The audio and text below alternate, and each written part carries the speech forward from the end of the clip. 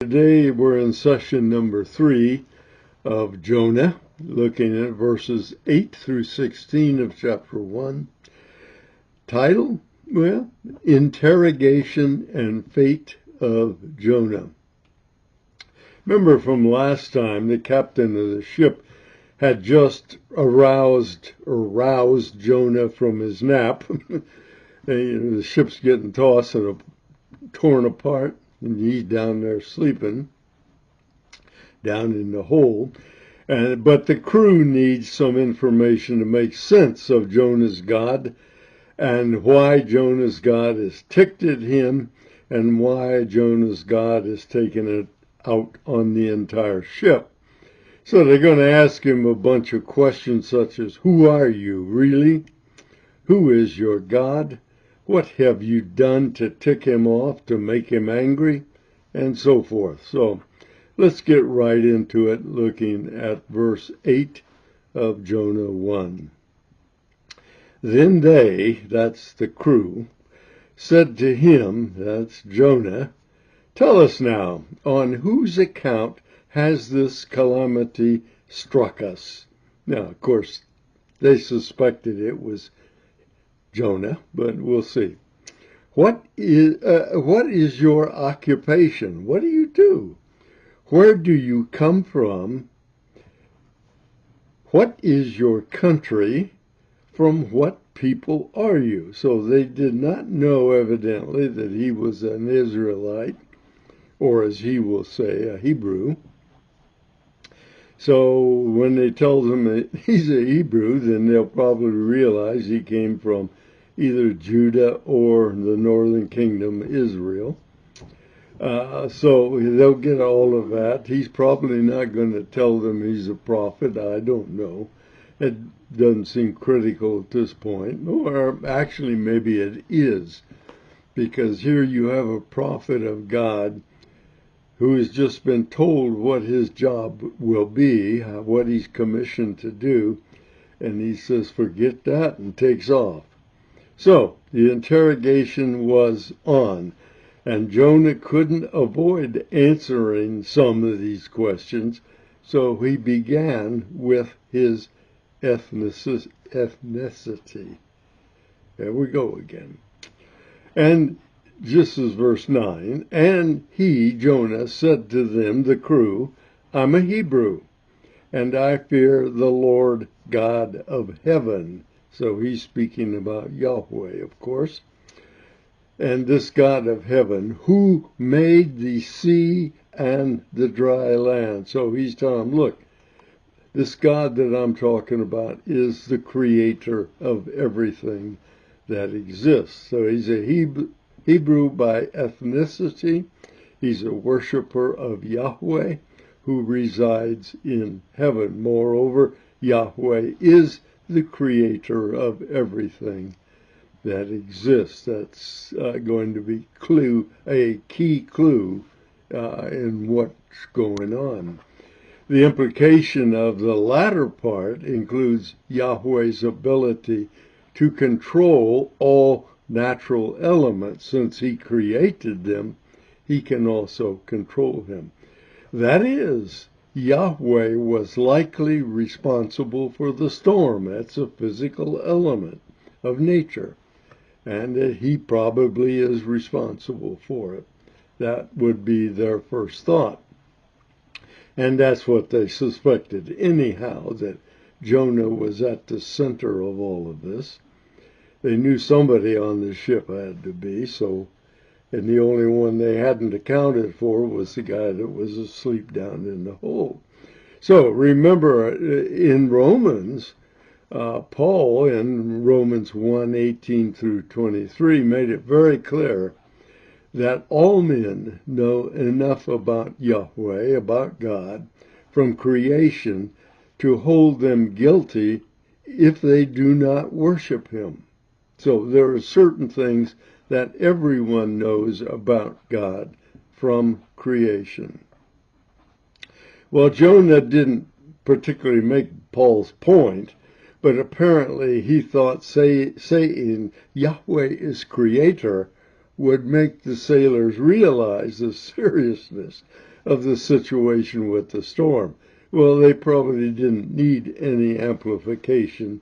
They knew personally from experience what the storm was about, what it was like, and what the likely outcome was to be if nothing was done. So as creator, Yahweh was as capable of ending the storm, they knew that, as he was to choose it and begin it originally. It was something that the pagan gods could not do. There's a term used, and it's a term chaos. And that's what pagan gods are always trying to do. If pagan gods bring peace, it's because they could stop chaos. But typically they can't control chaos. And the sea is the epitome of chaos in those people's minds in that culture at that time. Years later, Elijah on Mount Carmel, most of you probably remember that story, he challenged the prophets of Baal to a duel to see which god can control natural elements, Baal or Yahweh. And of course we know Yahweh won that battle. In 1 Kings 18:24 it said, and this is Elijah speaking to those, 400 prophets of Baal there that he had called together. And Elijah said this, then you call on the name of your God, you call on Baal, and I will call on the name of Yahweh, and the God who answers by fire.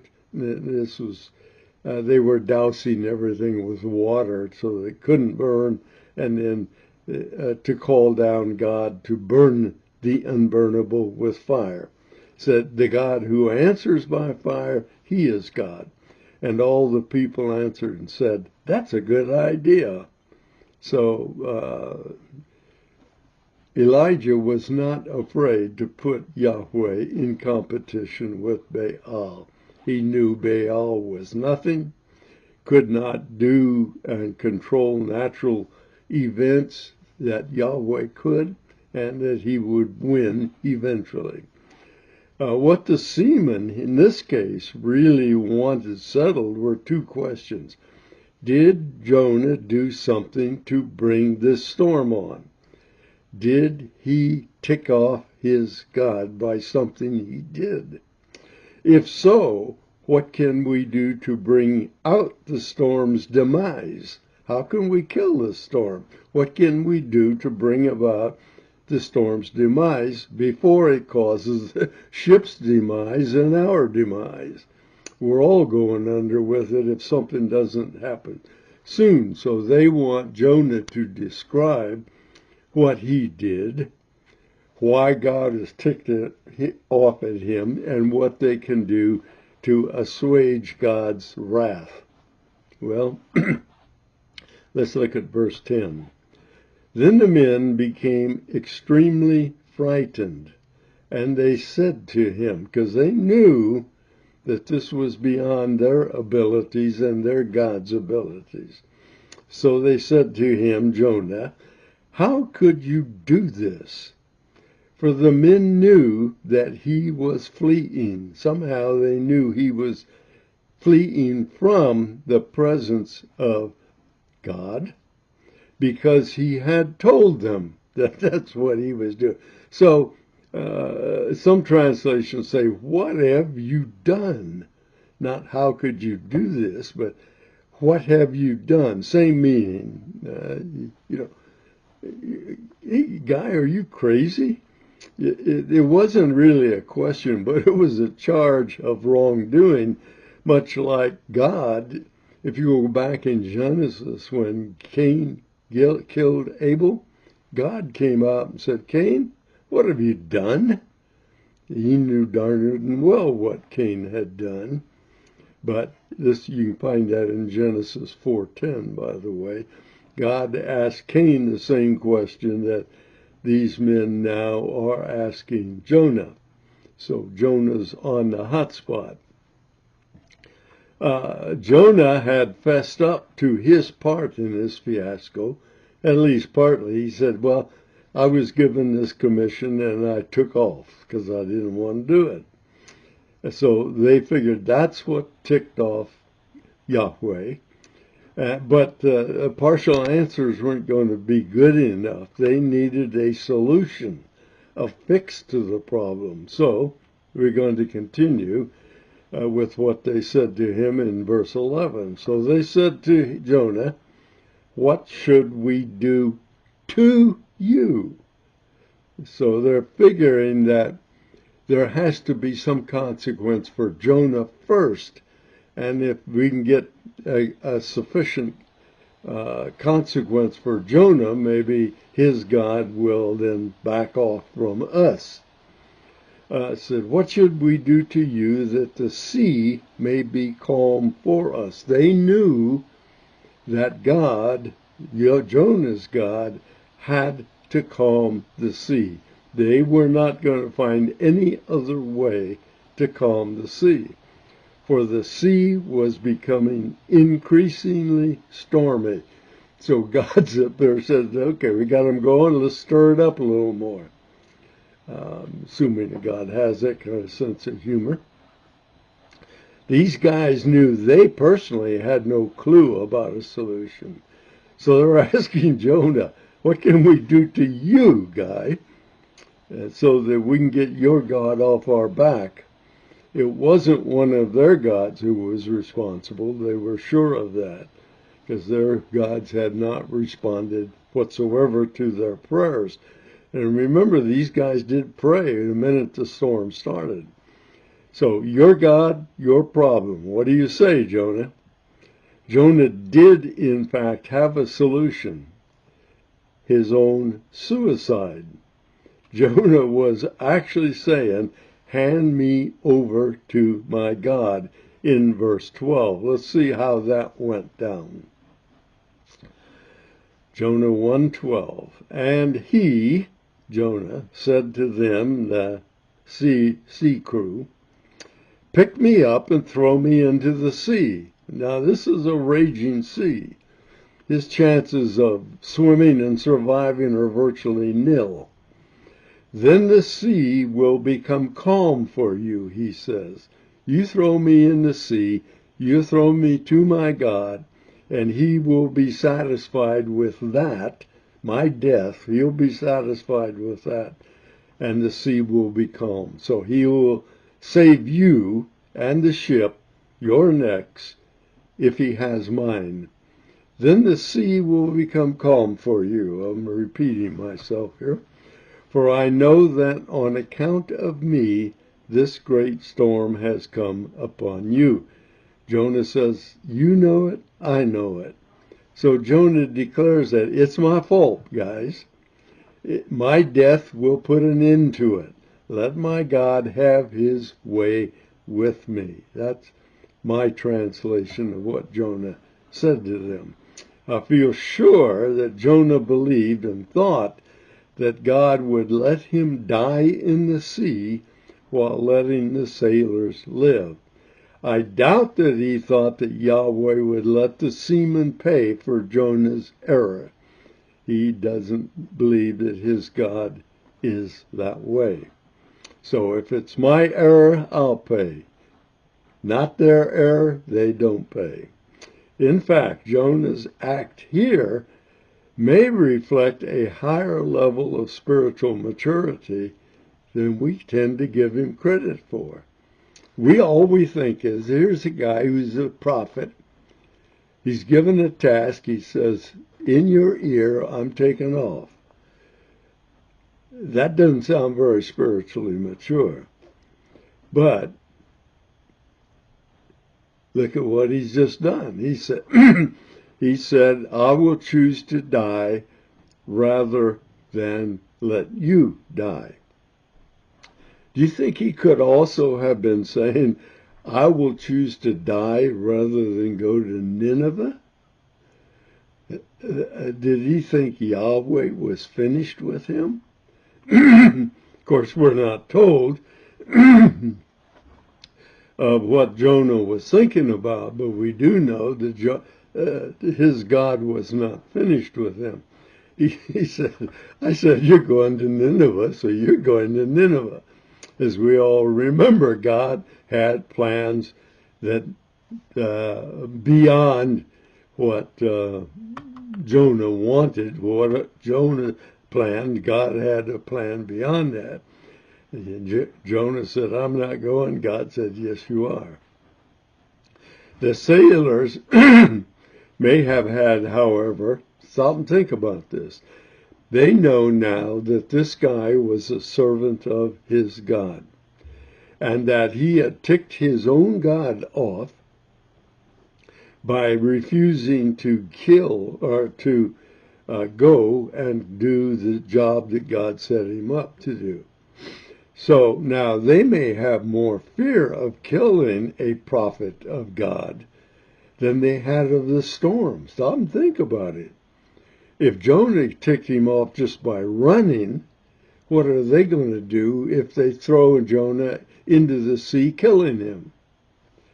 They said, wait a minute, if he can do this to the sea because Jonah ran, what will he do to us if we kill him? I think that's very possibly what was going through their minds. By the way, let me ask this question. Does it seem to you that Jonah was repentant at this point? That his willingness to be tossed overboard implies a repentant attitude? Think about it. If you answer yes or no, think about why you would choose yes or no. These things are important in this particular study. In any event, the crew tried human effort again. They didn't toss Jonah overboard at first. In verse 13, however, the men, the seamen, rowed desperately in an attempt to return to land, but they could not. If you got a merchant ship and you're out there trying to row it in a storm, you're not going very far, very fast. And they found out that they weren't going to make any headway either. For the sea, again, here we go, second time in these 2 verses, for the sea was becoming even stormier against them. So God said, man, you guys are not capable of dealing with this yourself. Their idea of what to do didn't work, even though it was the thing they had been trained to do and had experienced over time. There was no shortcut to their safety. So it seems that God had not changed his mind, but would stay the course until his will would be done. Well, the seamen finally came to understanding after they said, we can't even get to shore. We're stuck out here. So maybe we better do what Jonah suggests, that they had no alternative but to do something to appease Jonah's God, which is a typical way pagans think. I've got to do something to appease this God, to keep him happy so that he won't come after me. So maybe tossing Jonah into a raging sea was the choice alternative, even though they were a bit nervous about it. At least they knew they would have to address Yahweh himself. They had to do something directly for Yahweh in order to appease him. So let's look at verse 14 of Jonah 1. Then they called on the Lord and said, we earnestly pray, O Lord. Now they're praying to Jonah's God. Don't get the wrong idea, though. Do not let us perish on account of this man's life, Jonah's life. Do not put innocent blood on us. We're going to toss him overboard, but please don't blame us. For thou, O Lord, hast done as thou hast pleased. We know you've done what you have chosen to do.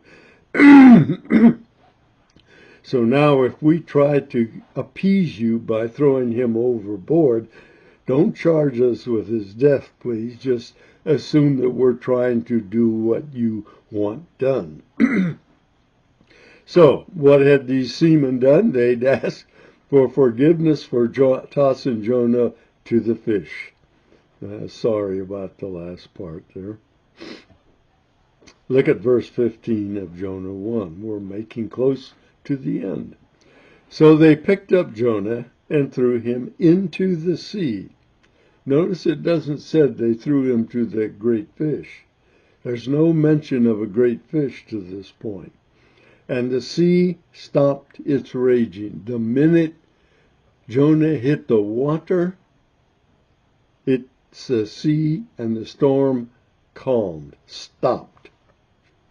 So they knew that they had done the right thing. You can bet on it. Success. And it was a third miracle as Yahweh calmed the storm. Remember, he started the storm, now he stopped the storm. But the peaceful sea, and by the way, the third miracle in the middle, this miracle number 2, was the fact that the lot that the seamen rolled to try and roll of the dice to find out who's guilty here, who is ticked off a God that wants to do this to us. Well, the lot miraculously picked out Jonah, the guy who was, in fact, guilty. But the peaceful sea only terrified them further. That's rather interesting. They now knew that Yahweh was as Jonah described him, the creator, the owner, the boss, the controller of all natural events. They have seen that to be true. Notice verse 16. Then the men feared the Lord greatly, and they offered a sacrifice to him and made vows. Doesn't say to him, but we assume that the vows were to him. So, where are we? Well, we're at the end. Why did the sailors' fear increase when the sea calmed? You thought they'd, oh man. No, it was now they realized that there is an extremely powerful God beyond anything they had imagined who was responsible. If he started one storm, stopped the storm on command or on request, he could start something else again, couldn't he? Probably they got increased their fear at least for the same reason the 12 disciples' fear increased when Jesus calmed that storm on the Sea of Galilee when they were crossing from the west to the east. When Jesus got up and said, "Shh," and the storm calmed, they got a glimpse of the true power of Jesus, the true power of Jesus as creator. The sailors then appealed to that one God that they knew had acted. But be aware, those sailors responded as well as they knew. But there's no indication that they became believers in Yahweh. What am I talking about? Well, it's a term that we use frequently, syncretism. Paganism is famous for inviting new gods into their pantheon. I mean, if you got 2,700 gods, you might as well have 2,701. So they swallow any new god without changing their beliefs about their other gods, something we call syncretism. You take them in, but it's a mix between what this God is like and what your gods are like. You mix it all up and you come out with an understanding about all the gods that is now new and different than it was prior. Accept a new idea without changing your existing ideas. Or if you do without changing significantly, you just simply accept the new and keep the old. You can see that in effect in the book of Acts, you can see this same thing happening when Paul was shipwrecked. And this was on the way to Rome, as I remember. But they made it to shore safely. They lit a fire, and Paul was bitten by a snake coming out of the fire. And look at Acts 28. I'm going to read verses 4, 5, and 6. You'll see the same syncretism raise its head. And when the natives saw the creature, that's the snake, hanging from his hand, Paul's hand, they began saying to one another, "Undoubtedly this man is a murderer, and though he has been saved from the sea, justice has not allowed him to live." They're thinking, that snake bit him in the hand, he's going to die, so to pay for some error that he has made earlier. Verse 5, however, Paul shook the creature off into the fire and suffered no harm. They thought he was going to die. He shook it off. Nothing happened. He goes on about his business in verse 6. But they were expecting that he was about to swell up, or suddenly fall down dead. But after they waited a long time and had seen nothing unusual happen to Paul, they changed their minds and began to say that Paul was a god. We can't explain this, so this must be one new god. Let's take him in with our other gods. Question. It's a question I believe I've asked you before. Was Jonah sent on a missionary journey to Nineveh when he took flight? The answer is actually pretty simple. It's no. He was not sent on a missionary journey. Remember what he was sent for? Well, we'll talk about that later. But next time, we'll see the result of the sailor's toss and the next step for Jonah. Jonah is now in the water. Is he in the fish's mouth? Think about that. We have not heard anything of a fish to this point. All we know is that Jonah's in the water. Well, till next time then, think about how long Jonah may have been in the water before the next miracle, the fish, came along. And how deep had he sunk into the water before the fish arrived? Did the fish suck him off the top of the water, or did he suck him out from the midst of the Father? Just asking.